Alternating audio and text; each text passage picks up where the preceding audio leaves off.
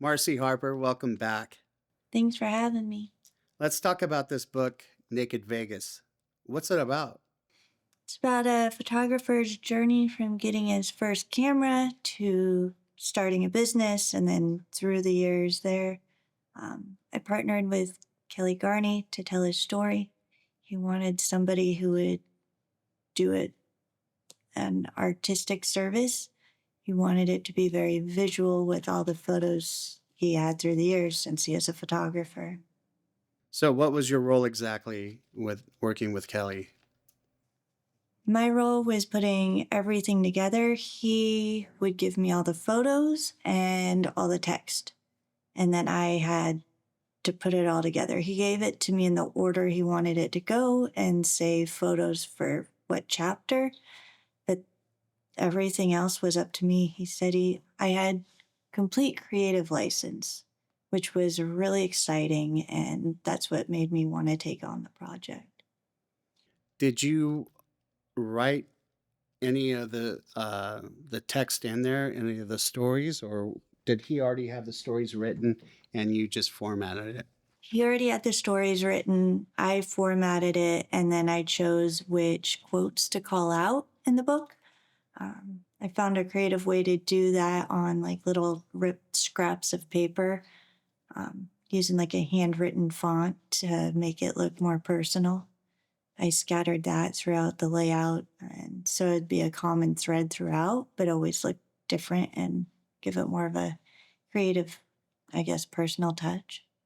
So, did he give you like a folder of just a bunch of pictures and said, this is chapter one and the text, and then you had to put it together? Or what did he give you exactly? I know you said he gave you the words, but like, was it all written out? And then you're like, well, I think this picture needs to go here and that picture needs to go there. Or was it like he had the pictures numbered one goes with that section? No, no. Nothing was numbered, nothing was laid out. It was just a bunch of photos uploaded to Drive for that chapter. And then I got to choose what went where. I think there's only like 2 areas where Kelly wanted to change things around. He was super easy to work with. It was a really enjoyable process. How did you meet Kelly? At a photo festival in Lincoln County, he used to own not a bar, but like a coffee shop, hamburger shop, lunch, dinner place. He also sold his art out of there. It was really cool. I went up for a photo festival and we ended up taking photos of him there. I was pretty nervous being up there doing photos as a newbie. He offered to spike my coffee, and so we became friends from there on.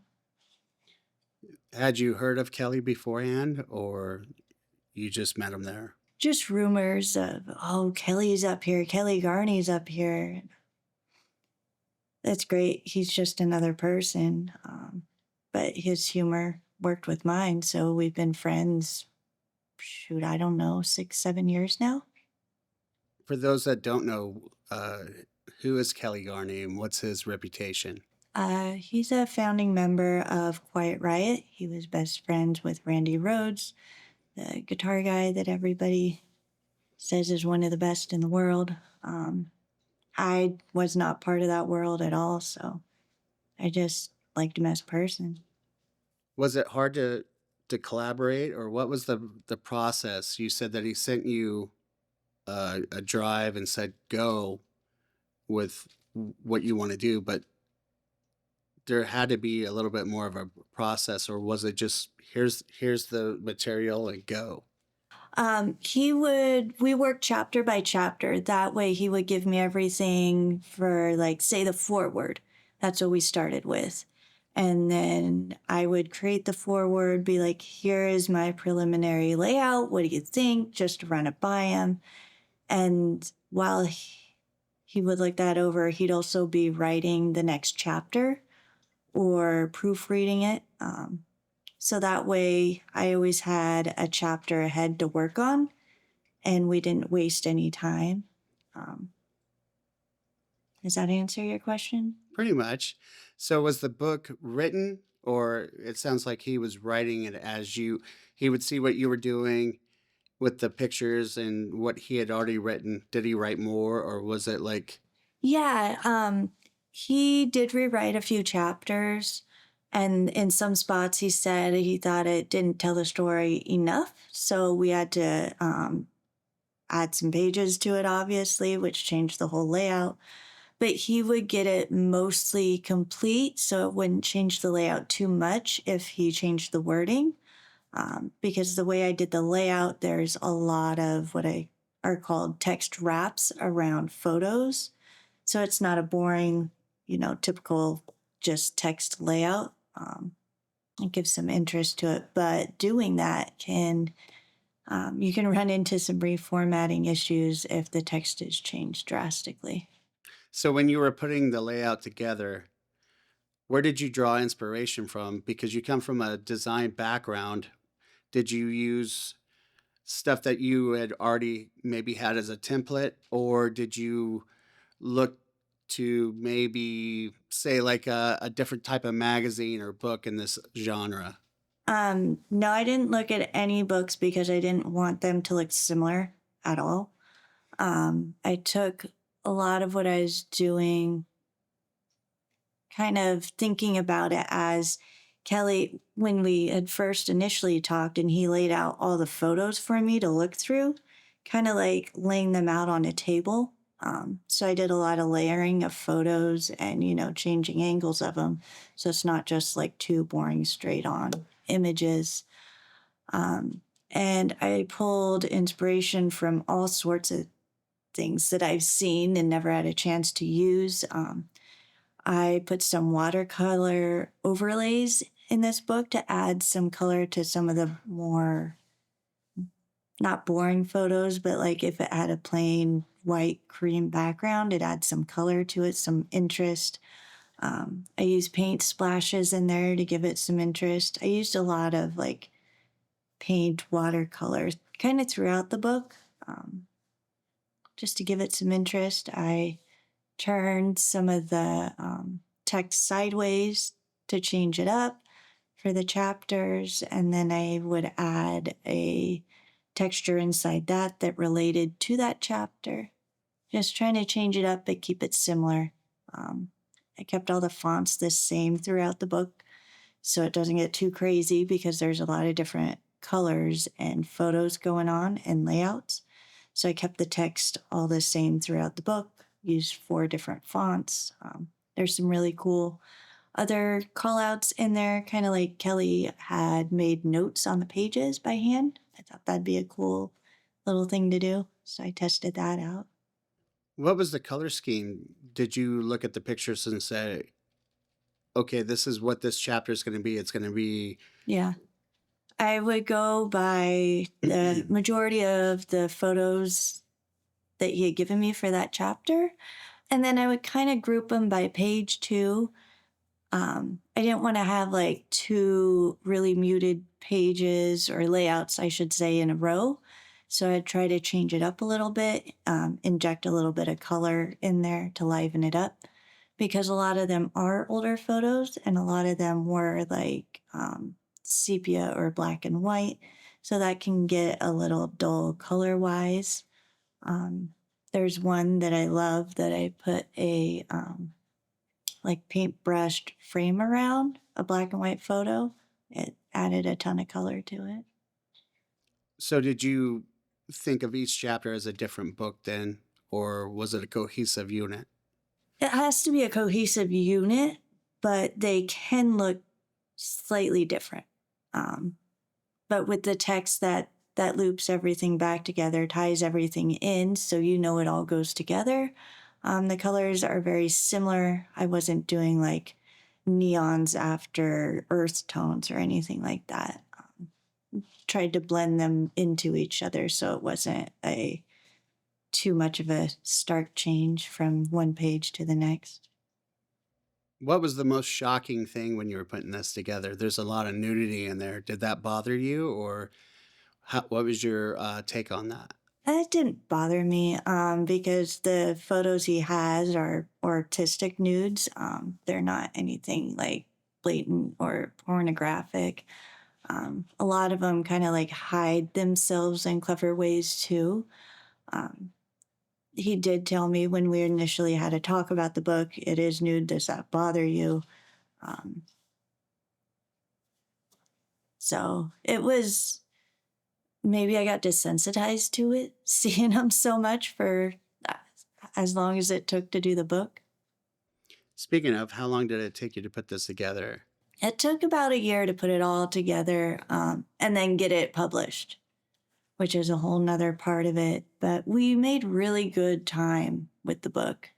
I'd have to go back and look at like the timestamps on the files to be exact, but I'll say 10 months to put it together and finalize, revise, and then another 2 to work out the kinks and get it published. So you were in Vegas and he was in Caliente, and then you were doing this over Zoom and email? Um, he was in a town over, but yeah, we were doing it all over email and phone calls. I would stop in and visit him, have a talk about it, or pick up a jump drive full of photos, have a chat about where we wanted the next chapter to go or how we thought it was looking, and then continue on with the process. Was it hard to get this book published or find someone to publish it? No, not at all. We went the self-publishing route. That's what Kelly wanted to do. I helped him with it. I was completely new to it all. We tried a couple different self-publishing places, 3 total, but the book was only listed through 2. The major one being Amazon Kindle Direct, I think it is, KDP. But you can self-publish through Amazon, which is what we did. Is there a big upfront cost to get this going, or you get the book done and then you just publish it? What's that like? You have to pay for your ISBN number, which is on the back of all books, how they track them. But they are printed on demand, so there is no like big upfront cost to you. And it's a really great way to work and get a book published. There are some specifications. If you don't know the lingo, they'll definitely trip you up. But I've been doing print work for 20 years, so that was a no-brainer for me. Are there any chapters that really stick out to you or that you're really proud of? Not specifically chapters, but pages. Do you want me to show you? Yes. Um, in the front of the book, there's a lot of photos that weren't used in the layout. And so I put them together in a collage, and I included some of the paint splatters that we've got going on in the book to tie in some of the brighter colors and make it look more artistic. I think there's around 100 photos in this layout, so it took longer than some of the page layouts did. How long did a layout take? It depends on the page. Say like this one, it doesn't have a lot of photos on it, so there wasn't a lot of areas that I had to wrap the text around. That's where it can get kind of funky. You have to watch how it lays out the words. There's a few places where we did have to reword how it was written just so it lay out better. And this page also shows the sideways text that I did in here for interest. If you're publishing on Amazon, you cannot have any text going off the side of the page. They will not print it, even if it's for artistic reasons. So I did have to nudge it in so it wouldn't get cut off within their safe zone. Here are some of the photos I was talking about, wrapping text around and little written notes with arrows. Here is one of the call outs on the torn piece of paper. These you'll see throughout the book, but they'll be different shapes and sizes to add interest. What is a call out? What does that mean? A call out or a quote from inside the book, something that's interesting that they said, kind of like the hook to an ad. Like you're looking at the page, you're like, oh, that looks interesting. What does pull over somewhere mean? Like, maybe I should read this page. So just adds a little more interest. Interesting. Um, this page is one of Kelly's first band photos. Um, Added this in here because you can't have a book about Kelly without a photo of him in Quiet Riot. I added the little handwritten, like Sharpie note on there. That way people would know which one was him. They're not familiar. I made this page look retro with the stripes, which I also tied in at the end of the book. I've done things like that throughout it.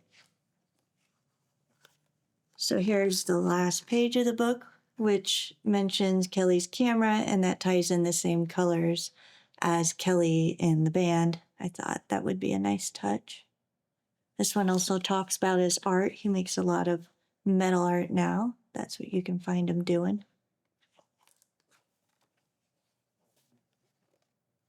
This page is a bit more photo heavy. It's a lot of, if you've ever played Tetris, kind of fitting all the puzzle pieces together. Page layout is one of my favorite things to do because of that. And having complete artistic creativity makes it a bit more difficult because there are no lines to color inside of. Yeah, and overlaying them, sizing them, that was all me, the color of the background. This one was a fun one. I ended up making this full page ad for Tinder Trap that he did the photos for. I lit it on fire digitally because the side of it was missing. It's an old ad. Throughout the years, they get damaged. I thought that was a creative way to kind of finish the edge of it. Could you hold that up to the side a little bit to your yeah, now up so we can get it in the frame. Awesome. Just like that. Thank you. Yeah. This is a different side of Kelly's photography. He was photographing musicians' hands. This guy is from Leonard Skinner. I thought that was a really cool project he had started. I don't know if he ever finished it. That's something to ask him about. Here's another chapter, beginning of a chapter layout. This was just one photo that Kelly provided. However, I had to add in about this much just to elongate the frame so it would work in my layout that I had envisioned. That's, more artistic license there. I figured making up some of the landscape people wouldn't mind.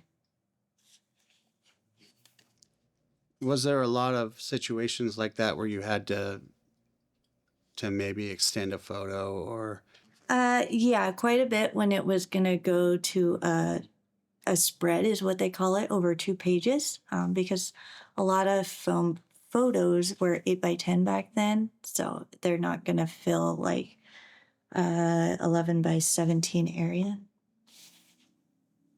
when you're putting the book together, what do you know the dimensions of the book, or do you put it together and then stretch it out to what it needs to be?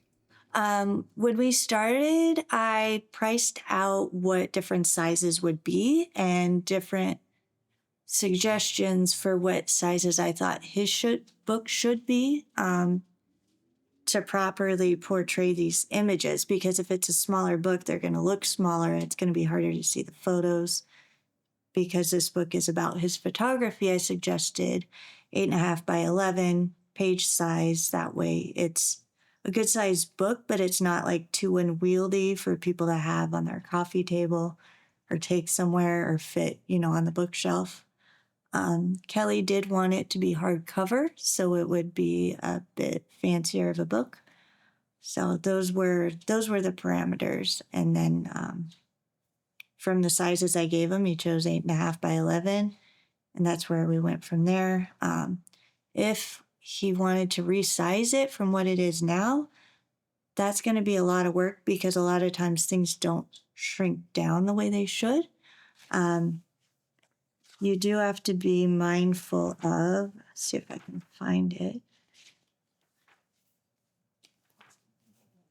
how things lay out with the gutter. This is called the gutter, the middle of the book, because some of the image is hidden in here.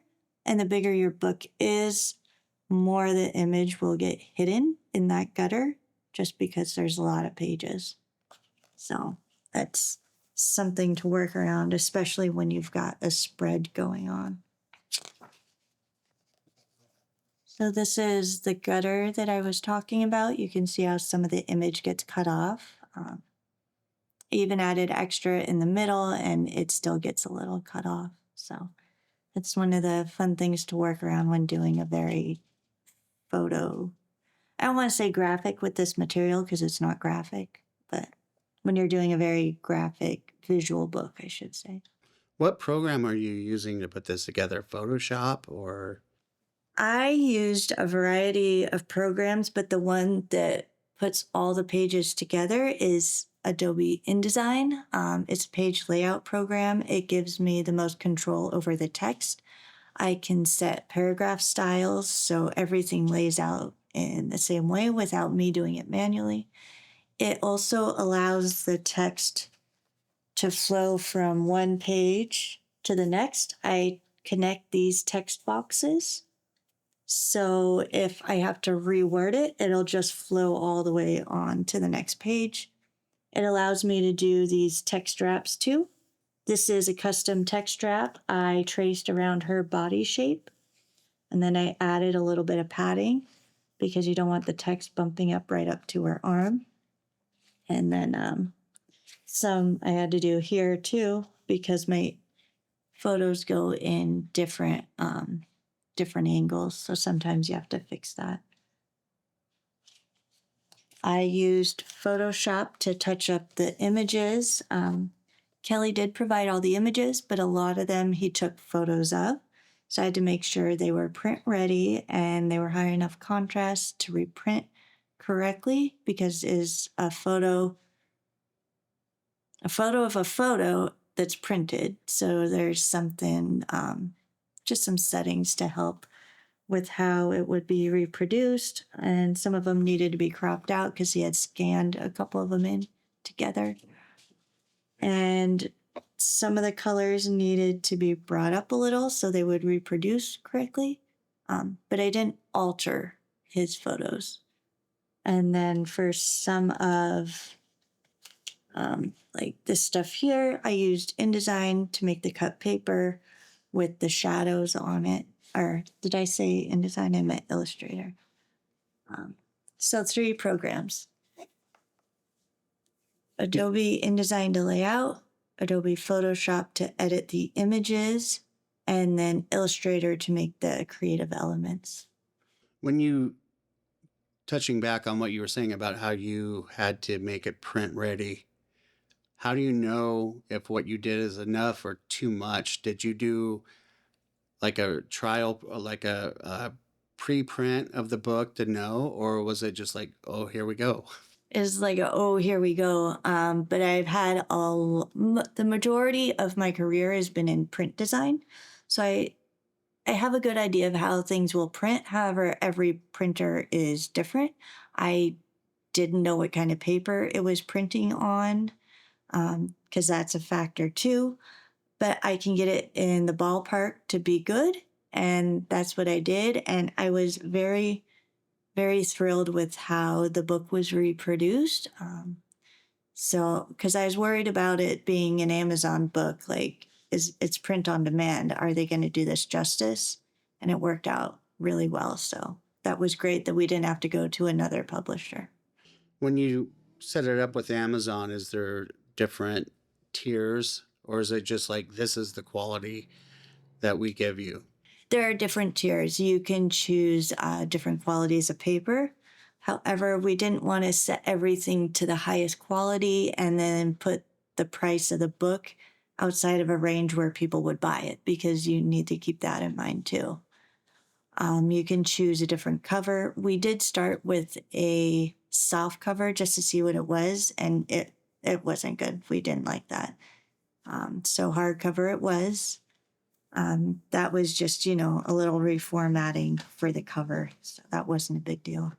What advice would you give people that are wanting to publish their own book? Do you think that um, publishing, say, a novel is much different than publishing a, what would you consider this book exactly?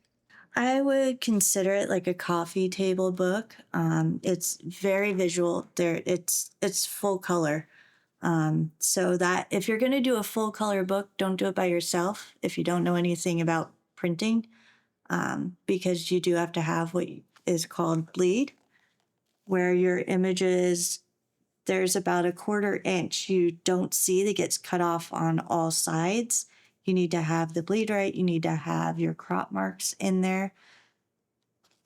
So it can get a little finicky, and that's where you would want someone who knows the programs and layout software to help you out. If you're just doing a text-based one, you can lay it out yourself. However, it'll probably look amateurish if you don't know how to do line breaks. You don't want what's called orphans or widows. That's when there's a little text left here, like 1 to 2 words. It can look really funny when you have a really long line and then it's really short. In some areas, you can't avoid it.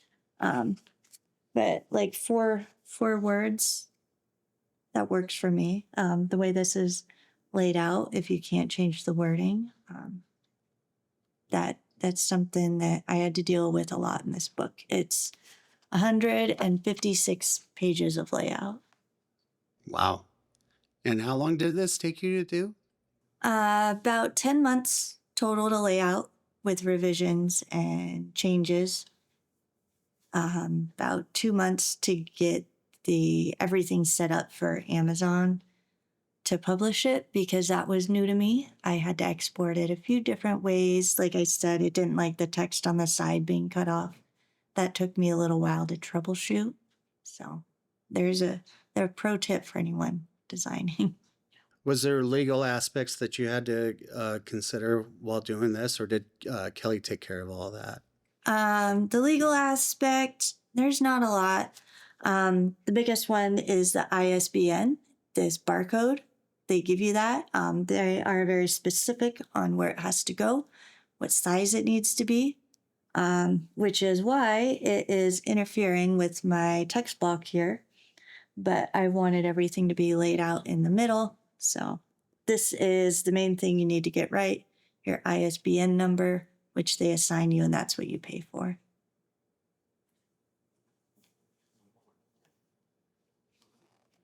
So this is another page where I had to extend the background. You'll think it's flat black, but it's not. So I had to extend it using the colors in the image. And then I did trying to balance this, a custom text wrap around her body so the text would hug it. It's really neat how that hugs. Does that take a lot? I mean, obviously it takes a lot of work, but how difficult is that? Do you get into a rhythm where you're like, oh, I've done this 16 pages. Now the 17th on is good, or is each image a pain in the neck? It's not a pain. I see it as a challenge, a problem to solve, which is fun and exciting, and I'll get lost in this for hours. You do have to draw around her to do the custom text wrap. That does take a little time, but it's done with a pen tool. If you've used the pen tool in Illustrator, you can use the pen tool in InDesign to do the text wrap.